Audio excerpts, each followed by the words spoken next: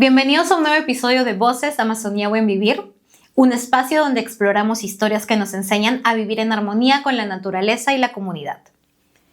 Hoy tengo el honor de conversar con una mujer que ha sabido encontrar en la Amazonía no solo inspiración, sino un propósito de vida.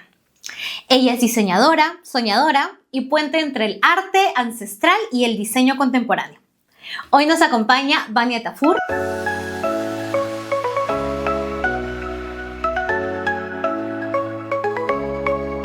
Vania, gracias por estar aquí. Hola Karen, ¿cómo estás? Muchas gracias por la invitación. Muchas gracias a todos por acompañarnos hoy día. Estoy muy contenta de estar aquí y de volverte a ver y de volver a conversar de este tema que nos gusta tanto.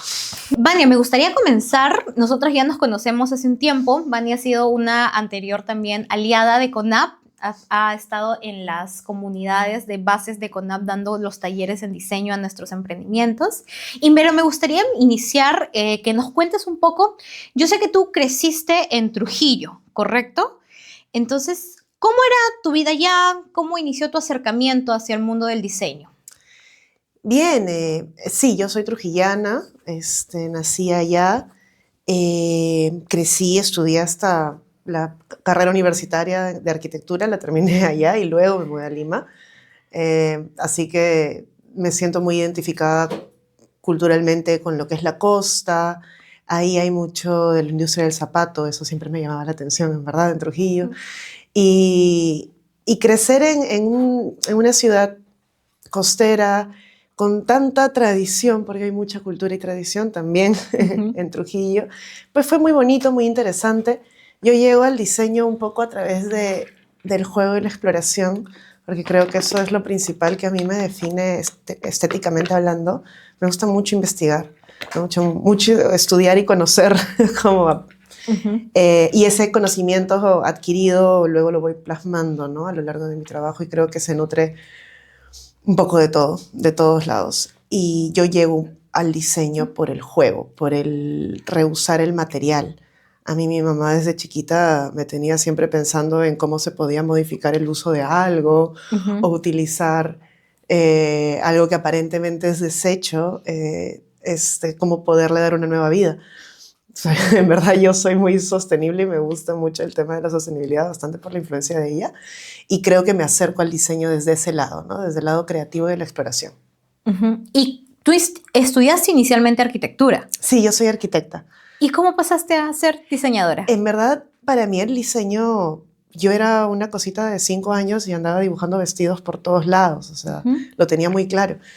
Pero como suele pasar, pues había en ese momento al menos como lo más seguro era estudiar carreras universitarias. Claro. ¿No? Y en Trujillo, porque hay un tema de descentralización que afecta a todo el país, la manera de estudiar moda es en Lima, ¿no? Y no en Trujillo. Entonces fue un poco como que ¿qué eliges estudiar que sea universitario y que sea aquí en Trujillo? Y yo elegí arquitectura.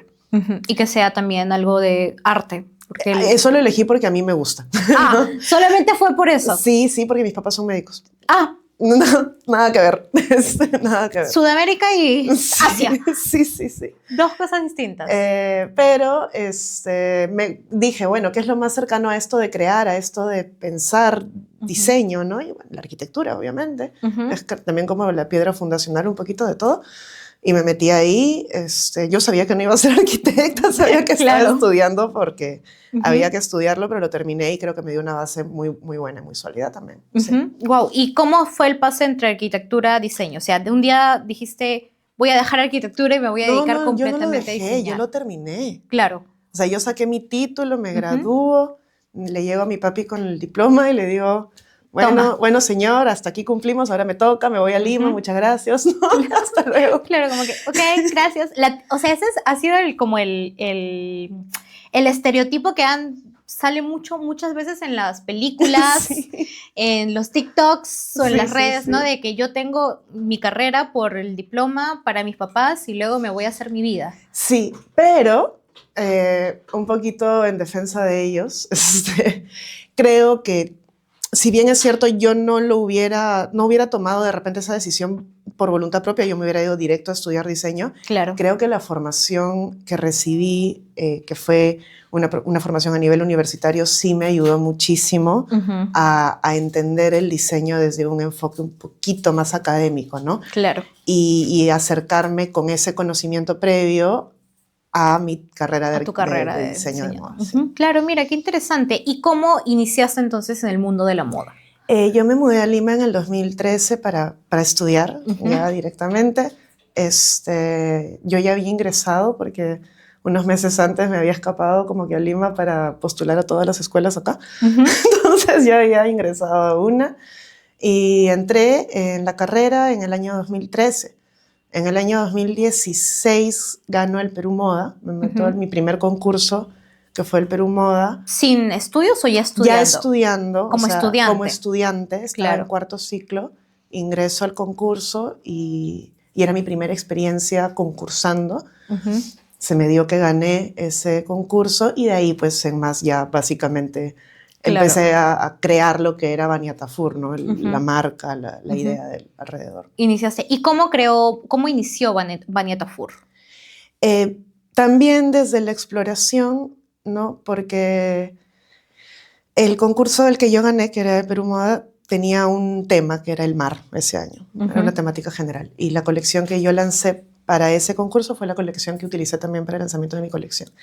Pero desde el inicio yo quería entender como mi proyecto como algo un poquito más amplio que solamente indumentaria, ¿no? Entonces mi trabajo siempre, como te decía, se ha ido por el tema de la exploración, del juego del material, y eso es un poco lo que hice en esa primera colección con la que gané aquel concurso.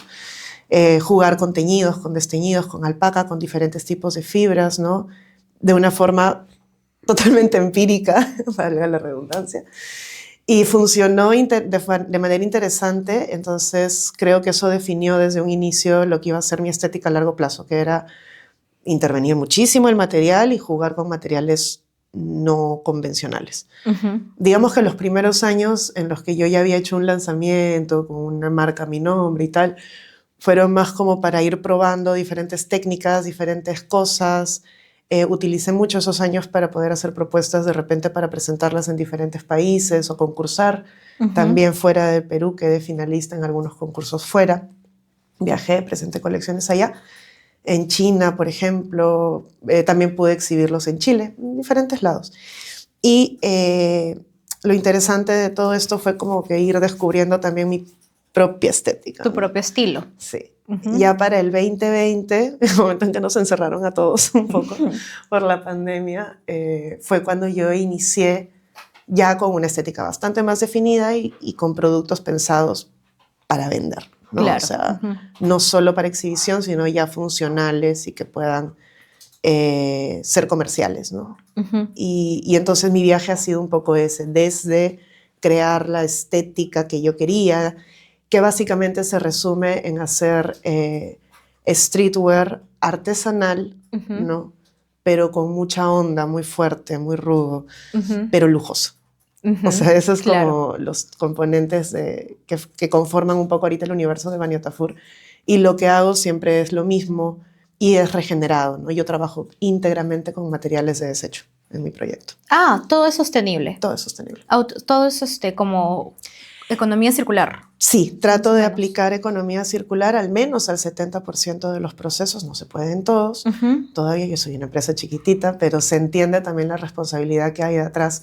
Lo que a mí me interesa es colocar el upcycling, que es la técnica principal que yo manejo, como que en el centro de todas las decisiones que yo vaya a tomar en mi proyecto, ¿no? Entonces, al acopiar el material, yo trabajo con materiales de merma, íntegramente, y yo diseño sobre el material que tengo, ¿no? El proceso ahí es un poquito diferente. Mira, qué interesante.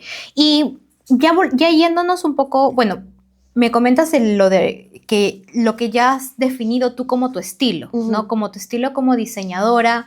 Sé que has tenido colecciones, sé que ¿tú tienes una tienda física o todo sigue siendo online? No, nosotros vendemos online en www.baniatafur.pe.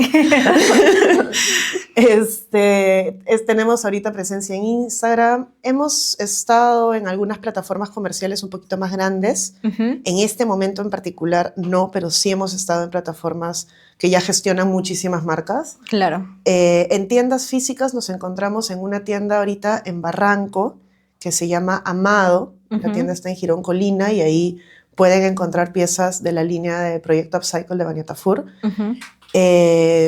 Y en este momento, bueno, tengo un proyecto nuevo que se llama Recarda, es como una submarca Ujú. que está íntegramente relacionada al fieltro. El fieltro es un material que a mí me gusta muchísimo trabajar. Ujú. Y yo he creado un fieltro regenerado y esto es más como para crear piezas decorativas o objetos funcionales, ¿no? Ujú. No es tanto orientado a indumentaria, sino es más al accesorio y al objeto, hacia donde estoy yendo. Ah, mira, bueno, y esa es Vania como diseñadora, Ujú. pero Vania como maestra. Uy, ese es otro universo que también me gusta muchísimo compartir y que creo que nutre mucho mi trabajo. Al final los que somos profesores terminamos aprendiendo, nutriéndonos igual o hasta muchísimo más, en verdad, de nuestras oportunidades de ofrecer información, ¿no? Yo he trabajado con ustedes, de hecho, haciendo eso. Yo me dedico a la docencia desde el año 2018, principalmente en docencia de pregrado, o sea, chicos que están estudiando carrera. Y poco a poco, desde el 2019 en adelante, comencé a abrir este tema de las consultorías, tanto para empresarios o microempresarios locales que quieran montar algún tipo de negocio, que eso fue mucho el caso, por ejemplo, en pandemia. Muchas personas querían iniciar negocios. Todo el mundo sacó sus marcas de pijamas, sus marcas de polares, sus marcas de joggers, sí, todo, de todo. Mascarillas, Todo, ¿no? ajá. Pero muchos era como que no tenían conocimiento en moda y buscaban justamente poder invertir un dinero de manera Claro. adecuada, ¿no? Con productos que se puedan como que colocar. Y ahí es donde Claro. entraba yo. Y esto me llevó también a abrir ese mismo servicio para empresas artesanas o asociaciones artesanas. Y ahí es donde empecé a tener un poco contacto con estas experiencias haciendo consultorías inicialmente en el sur, principalmente en Huancavelica y Arequipa. Y luego tuve la oportunidad de ir expandiendo lo que era Amazonía y hemos tenido la oportunidad de trabajar con comunidades en Pasco y Ucayali, ¿no? Que ha sido como bien interesante de ver y era, como siempre digo, un pendiente para mí porque a mí me obsesiona el nivel de trabajos y cosas que se pueden ver en la Amazonía, la cantidad de colores que se pueden obtener de los teñidos, ¿no? Entonces poder brindar esas pequeñas herramientas para que este don, esta cultura viva que se mantiene en las comunidades pueda crear desarrollo sostenible, a mí me parece súper importante, ¿no? ¿Y cuál fue tu primer acercamiento con la Amazonía específicamente? ¿Lo recuerdas? Sí, en el año 2021 de manera privada, yo en ese momento me encontraba como jefa de diseño de una marca americana y queríamos trabajar algún tipo de prenda en colaboración con comunidades amazónicas. El director creativo de la marca le gustaba mucho, no tenía mayor conocimiento cultural del tema, pero le interesaban muchísimo los colores. Entonces hicimos contacto primero aquí con Lima, con Cantagallo. Conocimos a Sadit Silvano y comenzamos a trabajar ahí unas cuantas piezas a nivel de muestras. Y luego en el año 2023 me invita la Alianza de Diseñadores de Moda del Perú a través de José Clemente y Sumi Cujón y Meche Correa. Me hacen extensiva una invitación para ir a grabar un programa a Oxapampa, ¿no? Que ellos estaban trabajando y siempre han apoyado bastante lo que son diferentes asociaciones en la Amazonía, particularmente por todo el trabajo que hace Sumi Cujón desde la moda con la Amazonía, ¿no? Es muy importante, creo. Eso fue en la zona de Feconaya, me parece. Sí, ¿no? Correcto, sí. Correcto. Fuimos a Iscosacín, de hecho, pasamos por ahí y un par de comunidades cerca a Oxapampa mismo. En esa oportunidad tuve como que un primer acercamiento con las comunidades, ver un poco el trabajo, entender cómo se trabajaba la biodiversidad completa, o sea, desde la preservación de los insumos por todo el trabajo, ¿no? Fue muy, muy interesante y enriquecedor. Además, como parte de ese proyecto, 5 diseñadores en Lima hicimos propuestas con textiles que eran de las comunidades y generamos un pequeño desfile. Ese desfile salió súper interesante. Me encantó la experiencia, me encantaron los materiales y los colores, y creo que poco a poco fui como que haciendo contacto con más personas hasta que CONAP, ustedes me invitaron para poder hacer parte de estas consultorías. ¿No? Y eso sí ya fue toda una experiencia. Ahí sí te aventaste tú sola. Con todo, sí. ¿Y cómo fue eso para ti? Porque yo recuerdo que cuando tú ingresaste, yo traté de briefiarte bien sobre lo que ibas a pasar, ¿no? Sí. Y sobre la diferencia que ibas a encontrar, porque tú ibas a ir a 2 zonas distintas. Sí. Ibas a ir a la zona de Pasco y a la zona de Ucayali, ¿no? Efectivamente, yo llegué a ti a través de FECONAIA, ¿no? Por una de nuestras técnicas, bueno, de las técnicas de FECONAIA, conversando, ella me dijo, mira, prueba con y me mandó un montón, ¿no? Entonces estuve como apuntando a varias, y llegamos a tener contacto nosotras. Conversamos, se dio la propuesta, tuvimos que variar muchas veces las fechas, sí. Pero hasta que se logró, ¿no? Y tú fuiste a 2 zonas, fuiste a la zona de Pasco y fuiste a la zona de Ucayali, pero no a Ucayali, Pucallpa, sino a Atalaya o Venteni. Ajá, una zona bastante lejana y bastante de difícil acceso. Y a la zona, bueno, de Iscosacín, que sigue siendo lejano, pero con más comodidades y mayor atención, ¿no?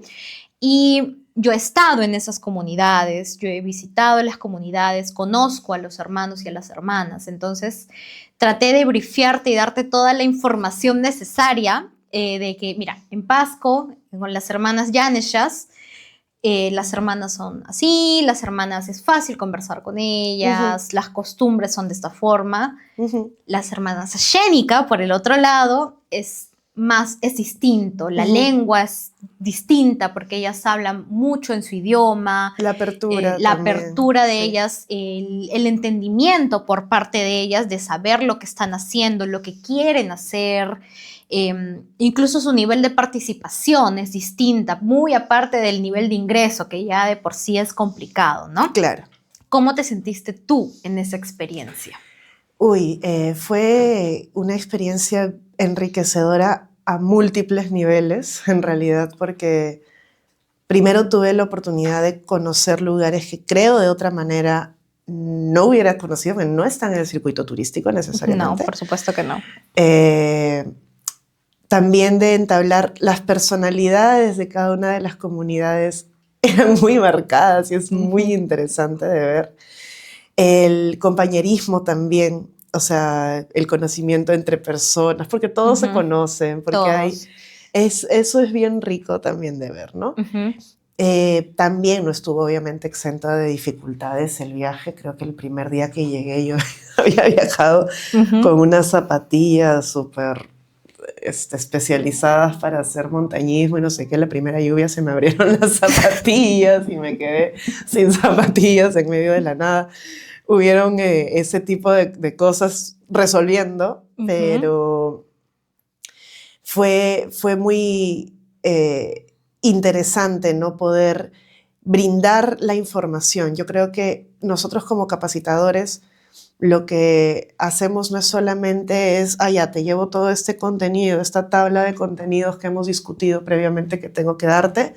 Listo, acá tienes la información, ya tú qué haces con eso, ¿no? Sino es mucho de poder ajustar, filtrar y colocar el contenido de tal manera que no solamente lo aprendan y lo tengan, sino que puedan aplicarlo entendiendo cómo les va a beneficiar, ¿no? Y ese fue el reto más rico que tuvimos que lograr ahí, porque en cada comunidad había de repente algunas facilidades o algunas dificultades, ¿no? Habían Ujú. algunas comunidades, por ejemplo, donde no necesariamente hay luz eléctrica y hay que hacer una inversión para poder conseguir unos motores, para poder echar a andar las máquinas, Aparte de la gasolina, aparte la que se acaba, o el gasolina, motor que no es suficiente que no es suficiente de Ujú, potencia, sí. ¿no? Y el ver cómo ahí dentro de las mismas asociaciones las mamitas van tomando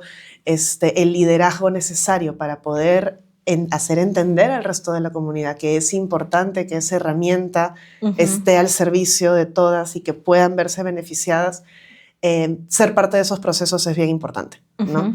Y, y lograr que lo que yo te traigo, que es, mira, acá hay algunos diseños, algunas cosas que podemos trabajar para que tu producto ingrese mucho mejor en el mercado, pero al mismo tiempo ver esa transformación, ese empoderamiento propio de cada una de las asociaciones, creo que es bien interesante, ¿no? Ujú. Efectivamente, como dices, en lo que era Pasco, la personalidad en general, eres mucho más abierta de repente, más comunicativa, Exacto. ¿no? Y en Ucayali, en la comunidad de Catoteni, era un poco más cerrada, pero de la misma manera creo que se lograron también trabajos súper diferentes porque hicimos una técnica completamente distinta en Catotení de lo que habíamos hecho Ujú. en las comunidades llanas, ¿no? Comenzamos a trabajar telar y también poder rescatar que ellas vean el producto de su trabajo. Yo siento que les dio como muchas ganas, ¿no? Al menos las que empezaron conmigo terminaron, todas fueron todos los días. Eso fue un súper logro. Ujú. Sí, o sea, es complicado, es enriquecedor y es distinto, ¿no? Sí. Nosotros como CONAP tratamos de como fomentar parte de la agenda, parte del programa de CONAP en realidad es fomentar y fortalecer la economía indígena. Y qué mejor, y fortalecer el liderazgo de las mujeres, y qué mejor que a través de este tema de emprendimientos liderados por ellas, ¿no? Que no quiere decir que no hayan hombres en los emprendimientos, No. pero que sí tratamos de que sean las mujeres quienes lideren y lleven estos procesos, ¿no? Claro. Porque son enriquecedores para ellos, no solo a un nivel económico, sino también como mujeres, como líderes, como posibles dirigentes, posibles dueñas de su economía, de su próxima economía, ¿no? Entonces, dentro de todo este universo, porque existen dentro de las 944 comunidades de CONAP, existen miles de emprendimientos probablemente de artesanos, los fondos que hemos logrado destinar son para algunos dentro del marco de uno de los proyectos. Y en el camino de poder lograr estas fichas, lograr las capacitaciones, diseñar cómo van a ser estos mini proyectos, sí nosotros tuvimos, para mí particularmente, que visité cada una de las comunidades previo al ingreso de los capacitadores, fue bastante como las realidades era como, bueno, voy a Pasco, no voy a la zona de Ficonay, sí, hermanas, vamos a hacer esto, vamos a hacer el otro, que sí, hermanas, ya, todos, wow, ya. Y iba a la zona de Ucayali y tenía que convencerlas a ellas de participar. Entonces, Sí. ellas querían, pero al mismo tiempo era convencerlas Sí. de, ¿no? Ellos decían, o sea, y enseñarles a abrir su mente también. Porque, por ejemplo, lo que muchos saben o quizás no saben es que en muchas de estas comunidades todavía se usan kushmas, Sí. que los indígenas no están en taparrabos, ¿no? Sino utilizan kushmas, que son como unas prendas, Unas túnicas. así, como unas túnicas largas, cuadradas o rectangulares, más bien dicho. Algunas son hechas de tocuyo en la zona de Pasco y en la zona de Ucayali son telares, tejidas a mano, telares con una técnica ancestral milenaria, con unos palos y etcétera, ¿no? Y con unos diseños incluso largos, horizontales, verticales, ¿no? Sí. Que tienen simbolismos, etcétera. Entonces, eso es su cultura, es su cosmovisión, su cultura. Y para ellas como artesanas les cuesta entender o comprender muchas veces un mercado que vaya más lejos que la kushma. ¿Te acuerdas? Yo hablaba contigo y te decía, yo sé que las hermanas Espasco la van a tener clara. Y van a tener clara de que lo que nosotros queremos con ella es revalorar su cultura trayendo sus diseños hacia la parte occidental. Claro. Y necesitamos una convergencia entre ambas para que nosotros podamos articularlo a un mercado mucho más externo. Claro. Y yo sé que ellas la tienen claro. Yo sé que al igual que las hermanas en Pajo, como en muchas otras zonas, la tienen claro. Pero las hermanas de Ucayali, cuando yo hice el primer acercamiento, que fue con varios emprendimientos de la zona, solo uno me aceptó a tener esta convergencia. Las otras hermanas quisieron hacer kushmas. Kushmas. Solamente kushma. No, señorita, no. Segura, ¿no quieres aprender a hacer politos, de repente carteras, cosas que tengan con tus diseños? No, señorita, yo quiero hacer mi kushma. Ya, bueno. Se hace lo que ellas deciden. Y el tema es que la rotación de la venta de kushmas dentro de la misma comunidad tampoco es tan constante. Exacto. Porque son costosas. Una kushma te cuesta 700, 800, 900 soles. Claro, porque está hecho en telar de cintura. Exactamente. Y eso de repente ponemos una foto para acá para que entiendan, son unos telares así largos que muchas veces están hechos a palos y se demoran haciéndolos porque es una vaina que tienes que estar haciendo así. Y es un esfuerzo físico también fuerte, ¿no? Sí, pero ¿te acuerdas, por ejemplo, que justo en Pasco en Ucayali, con ese tema de las kushmas, porque querían hacer su kushma, hicimos la kushma, pero hicimos la versión blusa de la kushma. La kushmita. La kushmita. Ajá, ¿no? exacto. Que ya era una variación en lo que respetábamos el diseño en la manera de confección tradicional, que creo que es lo que ellas buscan, ¿no? Algo que ya sea un poco mecánico de armar, pero redujimos el tamaño y lo transformamos como en una suerte de blusa, ¿no? Aplicando bordados encima, y lo amaron. Es que les encantó, ¿no? Y les encantó directamente a ellas, o sea, que lo veían viable inclusive en el mercado mismo local. Lo cual a mí me llenó, o sea, ese fue mi producto estrella. Yo recuerdo haber visto las fotos donde sale la presidenta del emprendimiento y su hijita, ambas con sus kushmitas, sus kushmitas chiquitos, por ahí que ponemos una foto de sus kushmitas chiquitas, incluso con un par de bordaditos así, muy bonitos en realidad. Y estaban felices con ese proyecto y decían, esto lo pueden comprar las señoras de no sé qué, la asociación de... O sea, en la escuela lo pueden vender. Lo pueden vender en las escuelas, para las niñas, para los desfiles.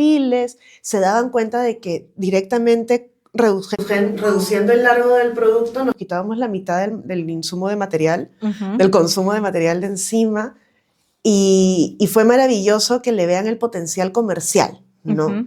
Incluso, como te digo, dentro de la comunidad. Porque también hay que entender desde el otro lado que hay una necesidad inmediata de venta. Exacto, porque ellos, o sea, por lo mismo que lo comento, lo digo, estamos fortaleciendo una economía que ellos viven de lo que cosechan, básicamente, comen de lo que cosechan.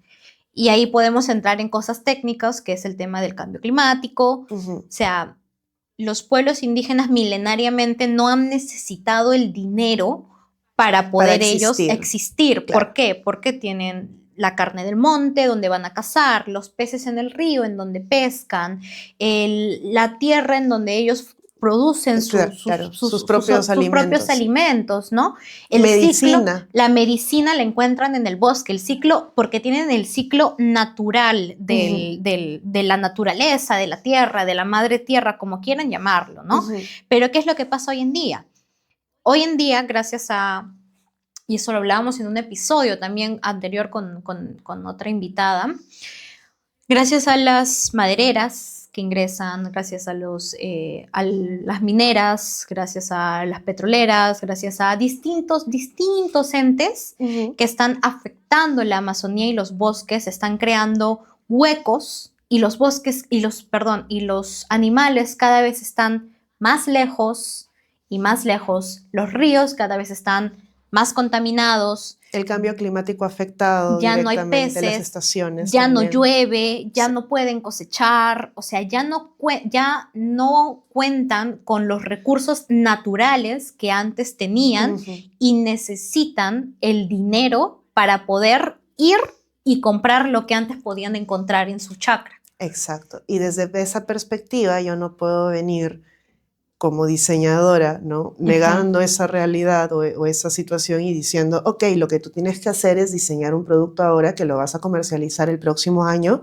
porque así funciona el calendario internacional de la moda, Exactamente. y que vas a tener que hacer una producción de X cantidad primero por adelantado, pagándola, y luego vas a arriesgarte a ver si lo vendiste o no lo vendiste. O sea, no es una realidad, no es un sistema que funcione para esta Sí, industria. no, y para No. ella sobre todo, porque su necesidad es inmediata, como lo dices. Exacto. O sea, ¿de qué nos sirve nosotros armarles una gran colección que van a vender el próximo año, ¿no? Y es como que, ok, ¿y mañana qué Y como? mañana que como, porque Claro. yo invertí dinero para teñir estas telas, para hacer Ujú. estas cosas, yo invertí dinero y tiempo, Ujú. y ellas necesitan ver el rédito inmediatamente, ¿no? Exactamente.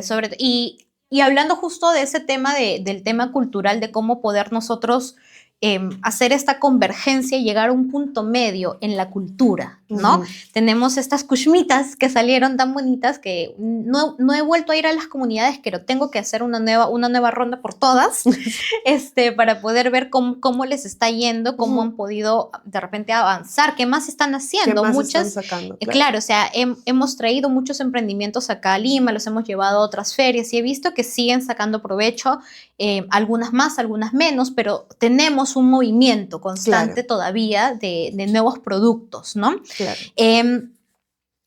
Sin embargo, también me he dado cuenta que en algunas comunidades, si bien sí están mejorando el acabado, no necesariamente comunidades en las que tú has sido, pero en otras, si bien están mejorando el acabado, están haciendo nuevas cosas, se está de alguna forma yendo a veces muy occidental, Ujú, ¿no? ujú. O sea, la otra vez les compré a unas hermanitas un neceser, un ¿Ya? neceser bonito.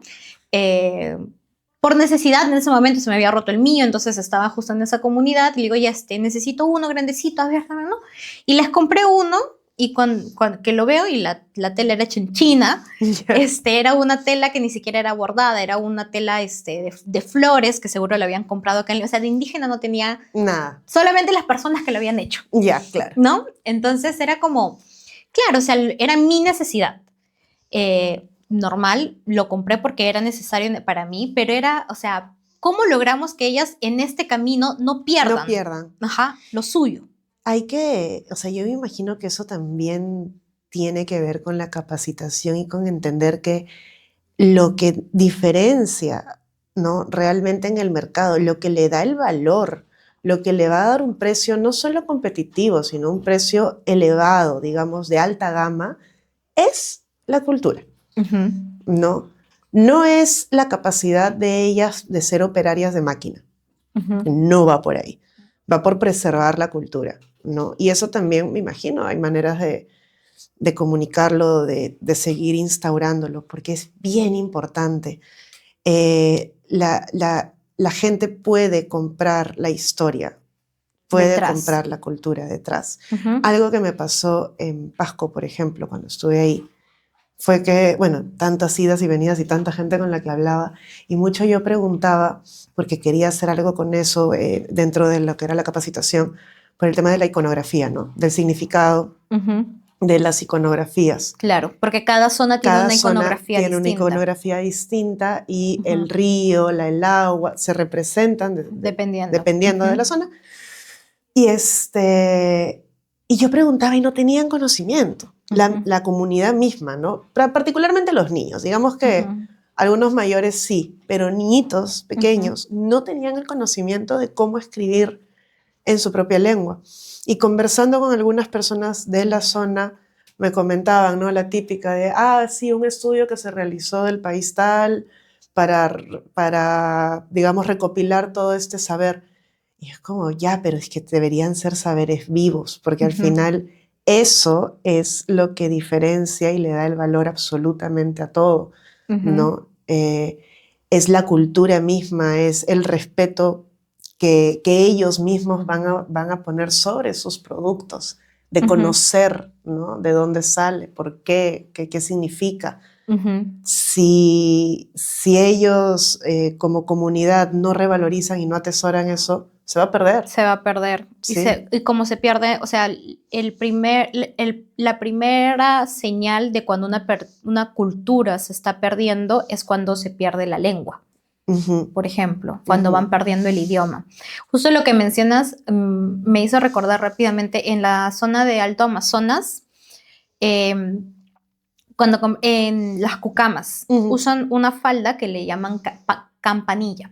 Ya. Y la tejen, no de la misma forma en la que la tejen del telar de cintura, me parece, creo que tienen otra técnica, pero la campanilla tiene distintos colores dependiendo de la estación o del momento en el que está la mujer. Por ejemplo, ¿no? Si la mujer es niña, su campanilla es de un color. Si la mujer es adulta y ha tenido su menstruación, tiene el otro color. Si la mujer está casada, tiene otro color. Entonces, va cambiando dependiendo del momento en el que está, ¿no? Y cuando nosotros conversábamos acerca de qué cosas pueden hacer en la zona, ¿no? Que para la diseñadora que iba a ingresar en ese momento, el técnico de la zona nos contaba acerca de la campanilla, ¿no? Que la campanilla tiene, porque yo les decía, ¿por qué no hacemos esas faldas que ustedes usan? Yo les decía falda, no sabía, ¿no? El nombre, claro. Esas faldas que ustedes usan, ¿por qué no lo cambiamos y de repente lo hacemos como una falda más vistosa? Porque es una tela simplemente así larga que le dan vuelta y la agarran con alfileres, algo así. Entonces, pero está tejida a mano y no es un color sólido, sino que tiene como tonalidades, o sea, es un trabajo. Una técnica. Exacto. Entonces, y le decía, ¿por qué no le hacemos una faldita distinta? Y le mostraba pues fotos así de faldas así contemporáneas, ¿no? Y el técnico me cuenta de esto, ¿no? De que, ¿no? Que la campanilla tiene que ser, y yo, que diseñadora no tengo nada, pero sí soy comunicadora. Y les decía, oye, pero esto lo podemos vender. O sea, no te digo que vayas a vender, ¿no? a tu mujer, le digo, ¿no? Pero sí podemos vender la idea de que quién se pone esta prenda. Claro. ¿No? El arte detrás de quién se pone esta prenda, eso lo podemos vender. Pero por supuesto. Y ese es el valor añadido que tiene tu prenda. Mira, estás hablando y mi cerebro está produciendo como que, claro, líneas según color, ¿no? Para una pequeña petit colección de faldas para niñas de tal color porque es lo que corresponde, preteens de otro color porque es lo que corresponde.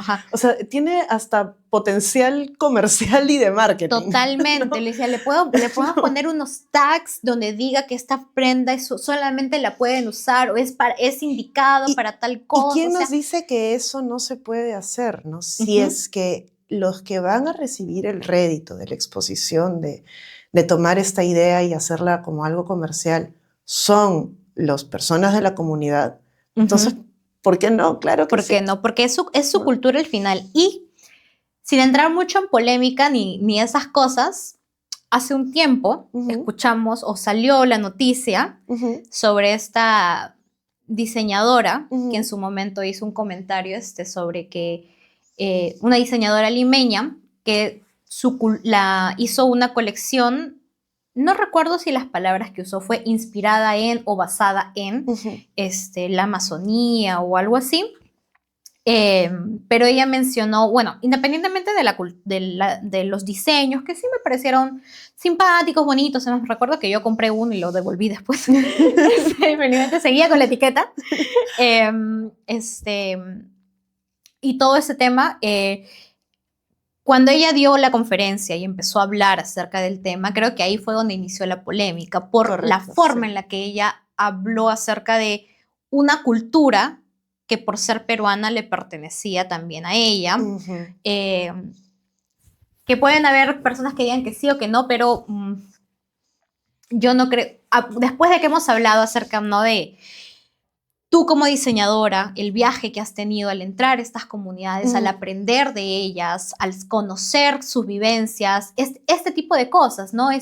Si la campanilla es de un color, de otro color, qué significa una iconografía, que si es sobre tierra, si es sobre mar, si es sobre lo que sea, que hablamos acerca de una cultura o de una cosmovisión, porque los indígenas tienen una propia cosmovisión que nosotros le decimos el buen vivir, ¿no? O sea, el buen vivir que llevan los indígenas no está basado en un valor económico, sino no en un valor real, en el valor que le dan al bosque, a la tierra, al territorio, ¿no? ¿Tú crees que exista una posibilidad o cómo crees que debería ser este intercambio o este contrato o este acuerdo Pero entre diseñador y pueblos indígenas. Es que tampoco es descubrir América, yo creo, porque ya está dicho, ya hay normativa al respecto. Ya existen unas guías acerca de cómo se hace el comercio justo. Hay suficiente teoría escrita sobre qué es apropiación, qué es inspiración, o sea, no es algo nuevo. Yo creo que es un poquito responsabilidad también de cada uno el informarse, porque yo soy docente, ¿no? Y tengo muchas alumnas de pregrado, que son chicas jóvenes que están empezando sus carreras. Y por ahí que incluso hasta pueden llegar a tener miedo, me ha pasado, de que me gustaría hablar de esto, pero yo no soy de allá, entonces mejor no, porque entonces es apropiación. Y tampoco es así, ¿no? Claro. No podemos ponerle límites geográficos al conocimiento y al intercambio cultural, tampoco va por ahí. Pero sí va por la responsabilidad de uno mismo que tiene de informarse y de actuar desde el respeto y la ética, ¿no? Claro, por supuesto. Y hay maneras de hacerlo. O sea, cuando, por ejemplo, te comenté que trabajaba con esta empresa americana, sí, queríamos utilizar piezas. Mira, era para hacer unas casacas de denim en láser. Y luego esas casacas había que bordarlas con los bordados Shipibo con Ivo. Obviamente, para el láser íbamos a tomar la iconografía. Pero en vez de coger de internet, yo qué sé, y descargar un PNG, un Pinterest de alguna iconografía y comprarla, lo que hicimos fue solicitar una pieza hecha a mano, pagar por la pieza, pagar por los derechos de reproducción de la pieza, para nosotros poder digitalizarla y transformarla a láser, que finalmente fue un estampado en la prenda, y luego también pagar por el bordado manual, artesanal, hecho en cada una de las casacas. Estas negociaciones eran de ambos lados y en igualdad de condiciones, ¿no? Entonces, sobre todo eso. Claro, y si tú estás, mira, al final, para serte totalmente honesta, haciendo números, no llegamos a poder lanzar una producción como tal porque es que se subía demasiado el precio. Por todo lo que habíamos hecho con el producto, tuvimos que ir simplificándola. Pero ya sea con un artesano, con un artista, con cualquier persona que tiene un trabajo autoral propio, ¿no? Que en este caso es el artesano, y particularmente con lo que significa el contenido cultural identitario del mismo, lo que tienes que hacer es pagar, no solo por el producto, sino por el derecho de reproducirlo, ¿no? Claro. Y si tú vas a hacer una reproducción de miles de piezas, o por ejemplo, digamos 1000 piezas de un modelo, pongamos, bueno, ese precio se diluye entre las 1000 piezas. Entonces, ahí es donde es económicamente factible para uno como productor e igualmente económicamente factible para uno como artesano. También existe otra manera de hacer un arrangement, que es el porcentaje, ¿no? El porcentaje de venta. Estoy utilizando este bordado, esta iconografía que has hecho tú y que la estoy replicando y reproduciendo en todos mis productos, pero tú vas a ganar un porcentaje por cada producto vendido. O sea, hay maneras de hacerlo. Es como en la música. Claro. Que un artista tiene su canción, la registra, pero no solamente gana el que la canta, gana el compositor, gana el que la escribe, gana el que los que hicieron los arreglos. Exactamente. Exacto, todos. Porque todos hacen parte del arte. ¿no? Todos hacen parte. Y ahí también es un poquito observar que la moda sostenible pues no va a competir jamás en precios con una moda masiva de gran distribución. No se puede. No se puede. No es imposible. No tiene que tener un público específico, tiene que ir orientado a un sitio específico, porque si no, pues nos estamos un poquito perdiendo, como tú dices. Exacto, sí. No, y aparte me quedo, por ejemplo, con la parte que tú dices, el tema de igualdad de condiciones.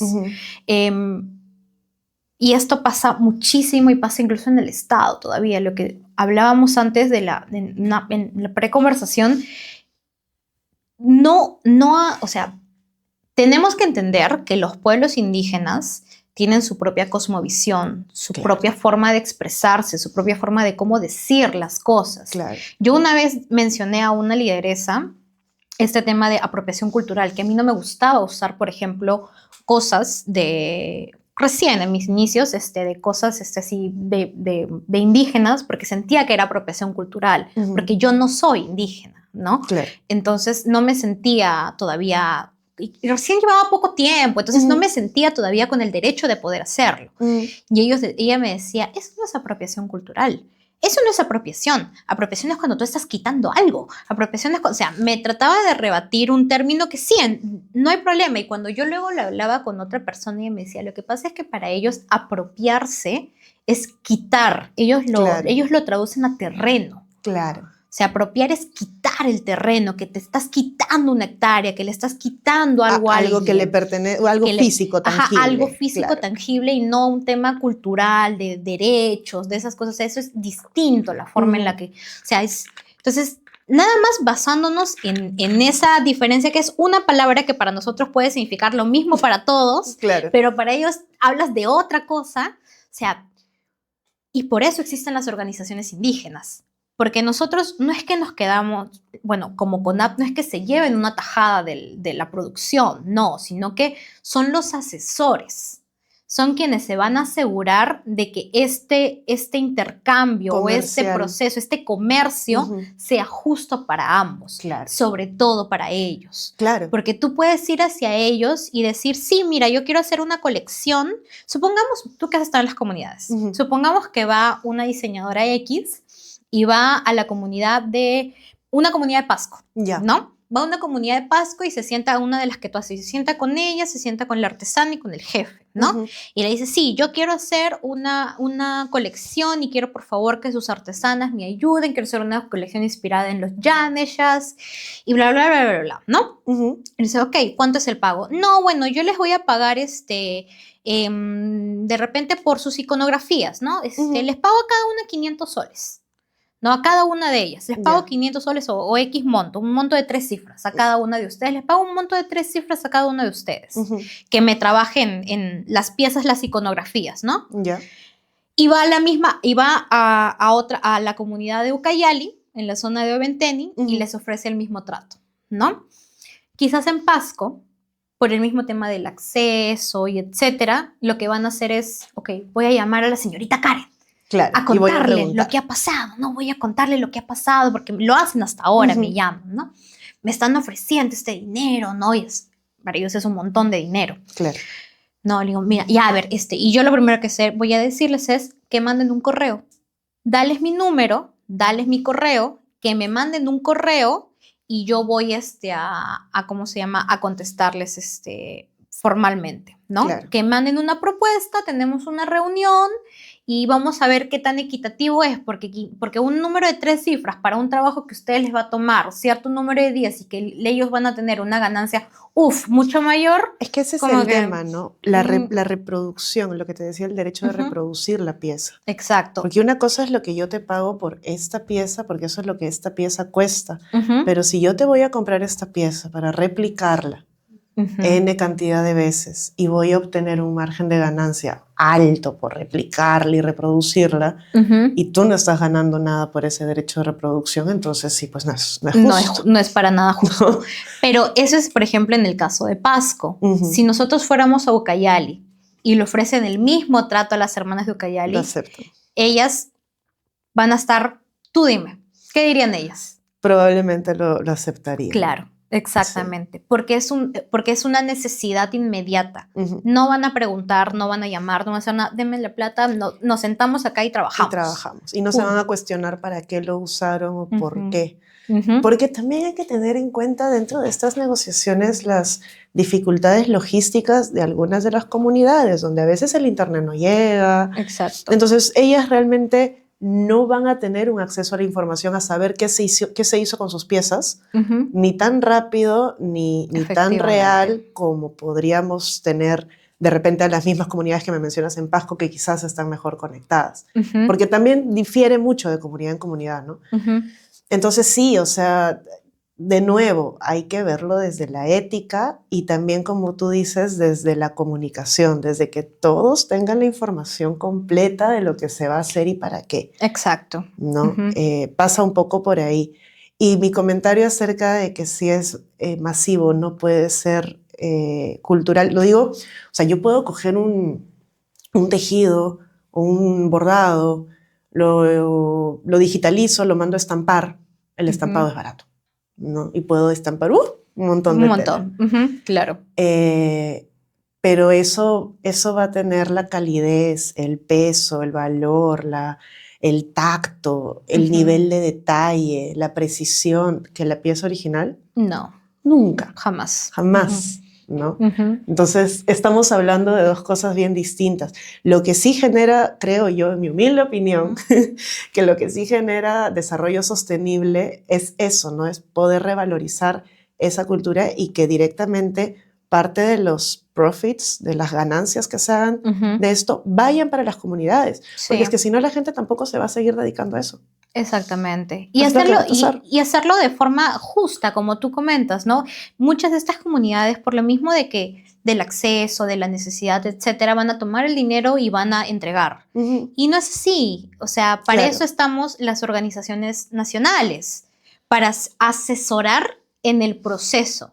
Claro. No para quitarte el 10%, el 5%, ni mi costo de representación, sino que, ok, que manden un correo, hacemos una reunión, vamos a ver de qué trata, cómo trata, y vamos a tratar de ver lo mejor posible. Claro. De qué otra forma se puede, la mejor forma de cómo trabajar. E incluso se puede presentar un universo, puedo mostrarles la cartera de proyectos con los que ya trabajamos, y mira, con ellas también podemos hacer o sea, se puede hacer una colaboración mucho más grande con también la ventana de exhibición que tiene CONAP. Claro.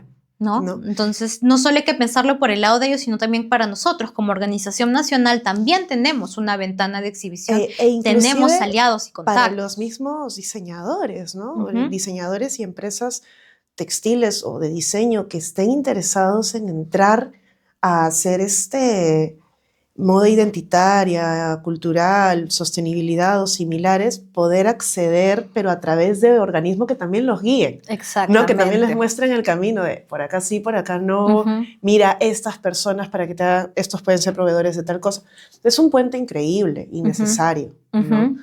Porque a mí me gusta mucho ver año a año de repente cómo van mejorando el nivel de cada una de las asociaciones y cada vez hacen cosas más bonitas. Y distintas. Sí. Y como tú dices, o sea, hay distintos emprendimientos para cada cosa. Tenemos en Pasco las hermanas que hacen cosas en telas, en Alto Amazonas tenemos hermanas que hacen en Chambira, que hacen cosas como esta, que hacen canastas, que hacen individuales todos bordados de distintas las mostacillas. Mostacillas que hay en otra zona, o sea, y tenemos un universo de todo eso y el catálogo, si bien sí hay cada comunidad tiene lo que sea, un catálogo más grande lo vas a encontrar en la nacional. Claro. Y con quien vas a tener un trato justo, que muchos diseñadores y probablemente empresas no quieran. Se entiende por qué. Se entiende por qué. Pero yo creo que hay que cambiar un poquito la mentalidad, porque, o sea, yo entiendo que el mundo corporativo manda que reducir costos es lo único que importa. Pero si uno lo que pretende es vender, o sea, si tú haces tu empresa para crear estos productos, para venderlos, trata de orientarlos a un público que te vaya a pagar. Exacto. Y ese tipo de producto, que lo vaya a valorar, que esté buscando calidad, que esté buscando piezas únicas, que esté dispuesto a pagar por eso. No hagamos moda súper exclusiva tratando de meterla en un mercado masivo. De repente eso no funciona. Entonces quizás también es un poquito cambiar el chip. ¿Por qué tengo yo que hacer muchísimo dinero vendiendo mucha cantidad si puedo hacer el mismo porcentaje vendiendo menos, pero todos salimos ganando? Exactamente, ¿no? Sí. Totalmente de acuerdo. Y dependiendo también del mercado, del mercado al que te dirijas. Sí. Perfecto, Vania. Y ya como para ir cerrando, me gustaría que nos des de repente un mensaje o algún comentario que quisieras darle a quienes escuchan sobre este tema, a las comunidades que nos están escuchando sobre estos temas de artesanía y que seguramente están interesados en emprender o ya están emprendiendo, pero se ven limitados en temas de negocios. Siempre les faltan capacitaciones, siempre les faltan cosas, pero quieren seguir adelante, no saben cómo y muchas veces no ven esperanza en que sus diseños y su arte sea valorado en un contexto cultural, pues el que es complicado. Claro. Bueno, primero quería como felicitar realmente, como dices, el que no se dejen, la garra, el esfuerzo, la constancia. Me queda claro por la pequeña experiencia que pude tener yendo y viviendo ahí un mes más o menos, entre viajes y todo, el tipo de dificultades y obstáculos con los que pueden encontrarse en este camino. Entonces sí entiendo que es difícil, pero están haciendo cosas maravillosas. He podido verlo como en tiempo real desde las primeras veces que hemos tenido contacto a lo que puedo ver que se está produciendo ahora. Solo es un camino ascendente.